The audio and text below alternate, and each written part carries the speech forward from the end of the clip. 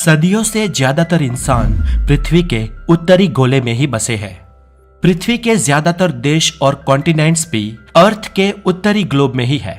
ये बात तब की है जब यूरोपीय अभ्यासकर्ताओं को यह नहीं पता था कि पृथ्वी के दक्षिणी गोले में क्या है। तब ना एंटार्क्टिका की खोज हुई थी, ना ऑस्ट्रेलिया की और ना ही न्यूजीलैंड की। और इसलिए उस वक्त सदियों से ऐसा माना जाता था कि पृथ्वी के उत्तरी गोले में भार के बढ़ जाने से असंतुलन के कारण कहीं ऐसा ना हो कि पृथ्वी पलट जाए। जी हाँ दोस्तों, सदियों पहले लोग ऐसा मानते थे और क्योंकि वो ये मानते थे इसलिए उनकी एक और मान्यता भी थी कि हो ना हो इस संतुलन को बनाए रखने के लिए पृथ्वी के दक्षिण गोलार्ध में कोई बड़ा खंड होना चाहिए।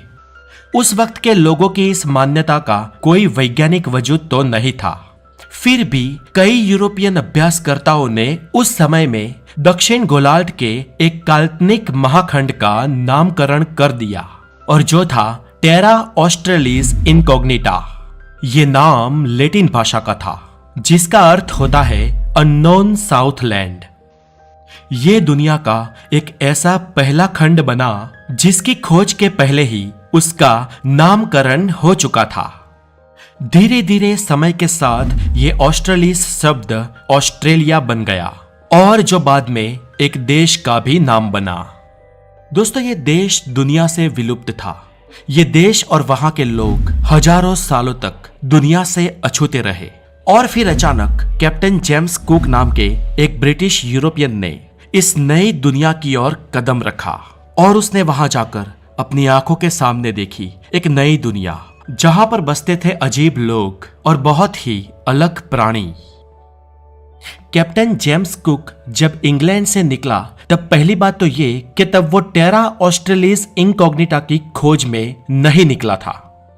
इंग्लैंड की नेवी ने कैप्टन जेम्स कुक को एंडेवर नाम का एक समुद्री जहाज दिया था और कैप्टन जेम्स कुक को किसी और आशय से ही भेजा गया था।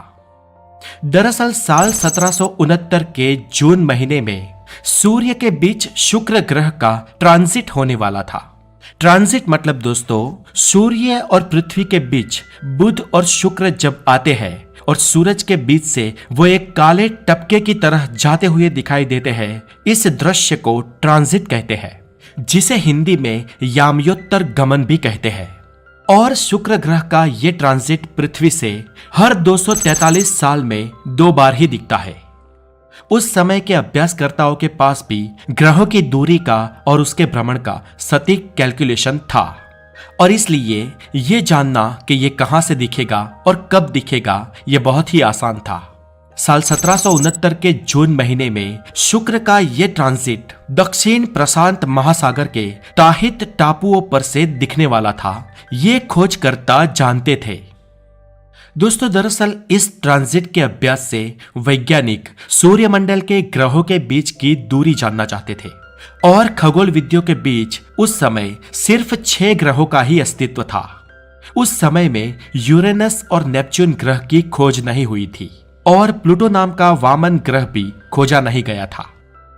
उस समय दोस्तों वैज्ञानिक ये तो जानते थे कि पृथ्वी और गुरु ग्रह का अंतर सूर्य और पृथ्वी के अंतर से 5 गुना ज्यादा है, लेकिन दोस्तों ये अंतर वो किलोमीटर में कितना है ये नहीं जानते थे। अब दोस्तों इतने सालों बाद होने वाले इस ट्रांजिट से उस वक्त के वैज्ञानिक ये सब ही पता लगाना चाहते थे और इसीलिए कैप्टन जेम्स कुक और उनके साथ 4 और वैज्ञानिकों को एंडेवर नाम के जहाज में दक्षिणी प्रशांत महासागर के त्राहित टापुओं पर भेजा गया।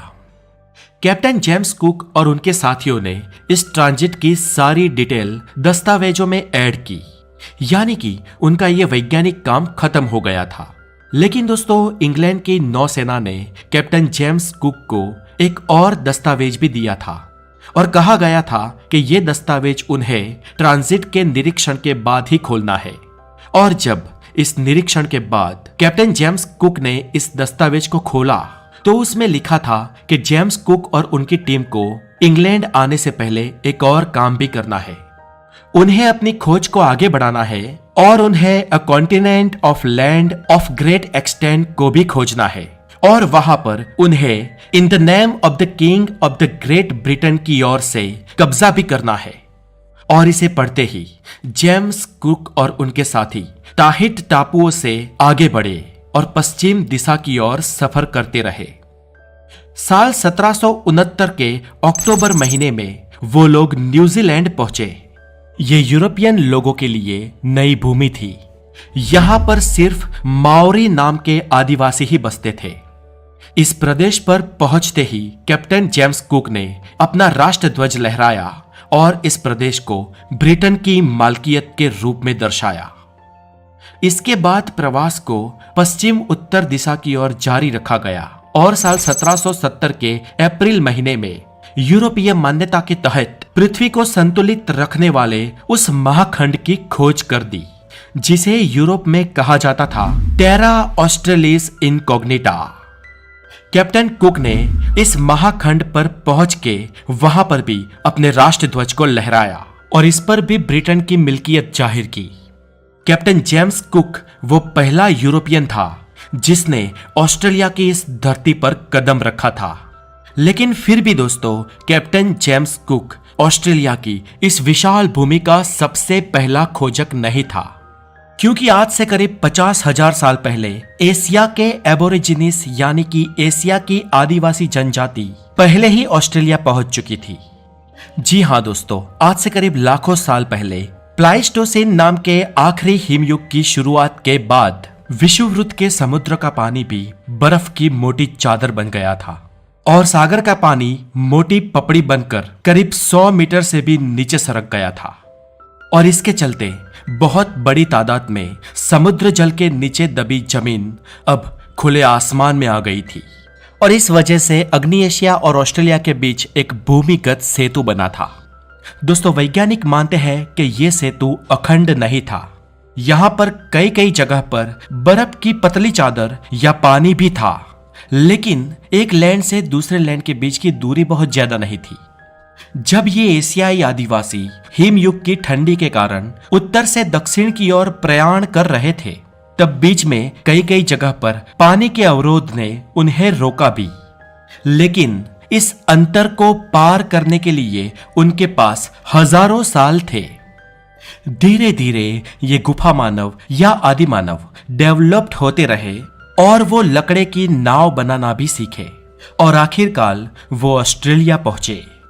सदियों बाद हिमयुग खत्म हुआ और समुद्र जल ने फिर से अपना पुराना स्तर पा लिया और ऑस्ट्रेलिया महाखंड फिर से एक टापू बन गया और दुनिया के और देशों और प्रदेशों के साथ इसका संपर्क टूट गया और वहां बसने वाले आदिवासियों ने यह मान लिया कि दुनिया सिर्फ उतनी ही है जितनी ऑस्ट्रेलिया की भूमि है।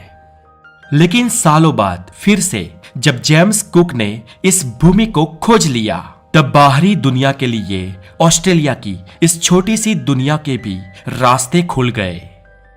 दोस्तों, आपको अगर और एक बात बताऊं तो ब्रिटिश वासी जेम्स कुक जब ऑस्ट्रेलिया पहुंचा, उससे करीब 125 साल पहले साल 1644 में नीदरलैंड का एक सागर खेड़ू जिसका नाम था आबेल तास्मान, उसने ऑस्ट्रेलिया की पूरी प्रदक्षिणा की थी और वो ऑस्ट्रेलिया के नीचे दक्षिण में एक टापू है जो आज ऑस्ट्रेलिया का ही पार्ट है। वहां पर यह आबेल तास्मान पहुंचा और इस टापू की खोज के बाद आबेल तास्मान ने उस टापू का नाम दिया तास्मानिया और आज ये तास्मानिया ऑस्ट्रेलिया का ही एक स्टेट है और ऑस्ट्रेलिया के ही टेक्टाइल प्लेट पर है।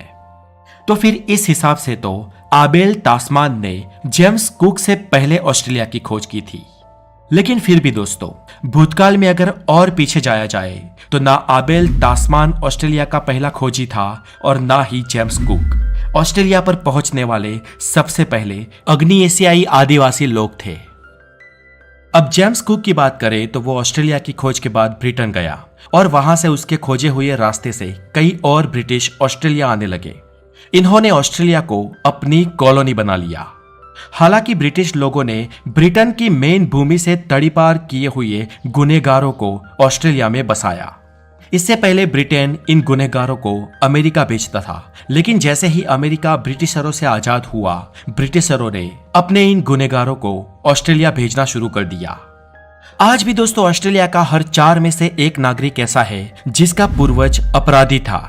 शुरुआत में तो दोस्तों ब्रिटिश अपराधियों को ही ऑस्ट्रेलिया भेजा जाता था, लेकिन जैसे ही साल 1851 के बाद ऑस्ट्रेलिया में सोने की खानों का पता चला, ब्रिटेन से आम लोग भी सोने से आकर्षित होते हुए ऑस्ट्रेलिया आने लगे। अब तक तो लोग मजबूरी में यहाँ आते थे, लेकिन अब लोग लालच के कारण भी ऑस्ट्रेलिया आने लगे और धीरे धीरे ऑस्ट्रेलिया में खेती और भेड़ पालन का व्यवसाय भी विकसित होने लगा। ब्रिटिशरों ने धीरे धीरे ऑस्ट्रेलिया में रहने वाले आदिवासियों का खात्मा करना शुरू कर दिया। जैसे ही दोस्तों यूरोपीय लोगों ने अमेरिकी ओरिजिन रेड इंडियंस का सफाया कर दिया था, वैसा ही काम ब्रिटेन ने ऑस्ट्रेलिया के आदिवासियों के साथ करना शुरू कर दिया। शुरुआत में तो अंग्रेजों ने ऑस्ट्रेलिया की दक्षिण भूमि में न्यू वेल्स नाम के एक स्टेट की स्थापना की थी, लेकिन जैसे जैसे वो अंदर जाने लगे, उनका वहां के लोकल मूल निवासी आदिवासियों से सामना होता रहा। लेकिन ये आदिवासी अंग्रेजों के सामने नहीं टिक पाए।